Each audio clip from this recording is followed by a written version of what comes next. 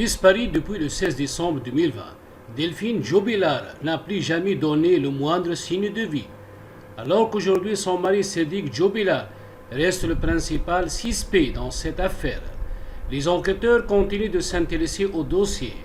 Grâce à leur investigation, ils ont récemment découvert que la jeune infirmière a changé ses codes bancaires le jour de sa disparition.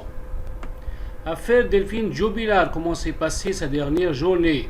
Une énigme sur le point d'être résolue. Dans la nuit du 15 au 16 décembre 2020, Delphine Jobilar, une mère de famille de 33 ans, disparaît. Après être sortie de son domicile peu après 23 heures pour promener ses chiens, les deux animaux rentreront quelques heures plus tard sans leur maîtresse.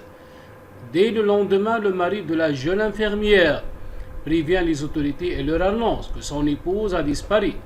Malgré des moyens importants déployés, des recherches et de nombreuses auditions, la trentenaire ne sera jamais retrouvée.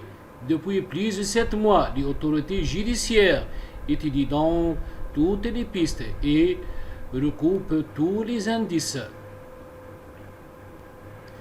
Quelques semaines avant les vacances, un coup de théâtre survint. Le procureur de la République de Toulouse décide effectivement de placer Sédic Jobilar en détention, convaincu de sa culpabilité ou au moins de son implication directe dans cette disparition inquiétante.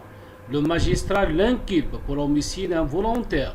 Depuis ce jour, le mari de Delphine Jobilar est incarcéré même s'il continue de crier son innocence. Ses avocats ont d'ailleurs fait savoir à de nombreuses reprises que sans eux, toutes les pistes n'ont pas été étudiées dans cette affaire.